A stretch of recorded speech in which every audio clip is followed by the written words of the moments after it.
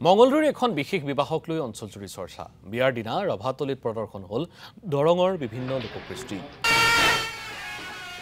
বয়না ওজা পাৰা গাঁৱৰ প্ৰশান্ত কুমাৰ শৰ্মাৰ আছিল বিবাহৰ দিন কৰ্মসূত্ৰে দক্ষিণ আফ্ৰিকাত থাকে প্ৰশান্ত শৰ্মা প্ৰশান্তৰ বিবাহৰ আলহী আছিল আফ্ৰিকা ইউৰোপৰ লগতে আমেৰিকাৰ বহু বন্ধু বান্ধৱী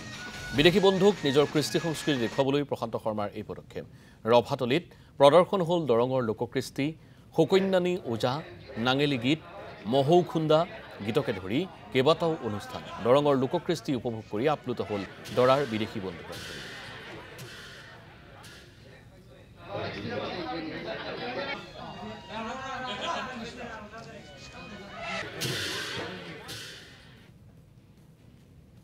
আজি আমাৰ ভাইটিৰ বিয়া তাৰ নামটো প্ৰশান্ত কুমাৰ শৰ্মা হি কৰ্মসূত্ৰে ভালে কেইবছৰো আফ্ৰিকাতে আছিলে তাৰপিছত আফ্ৰিকাত থকা হিচাপত তাৰ মানে বিভিন্ন দেশৰ মানুহবিলাকৰ লগত হেৰি হৈছিলে চিনাকি হৈছিলে বা যোগাযোগ হৈছিলে আজি তাৰ বিয়াৰ দিনা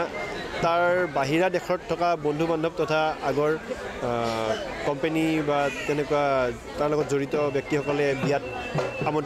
নিমন্ত্ৰিত হৈছে তেওঁলোকক আমি ইয়াতে আমাৰ ভাৰতীয় সংস্কৃতিৰ কিছু দেখুৱাবলৈ আমি চেষ্টা কৰিছিলোঁ যেহেতু সকলোবোৰ বিয়াতে আমি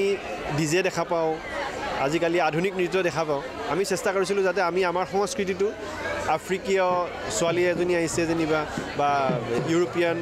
আমেৰিকান এনেকুৱা আহিছে গতিকে বা ভাৰতৰ বিভিন্ন ৰাজ্যৰ পৰা বিভিন্ন ব্যক্তি আহিছে তেখেতসকলক আমাৰ অসমীয়া তথা ভাৰতীয় সংস্কৃতিটো দেখুৱাবলৈ চেষ্টা কৰিছিলোঁ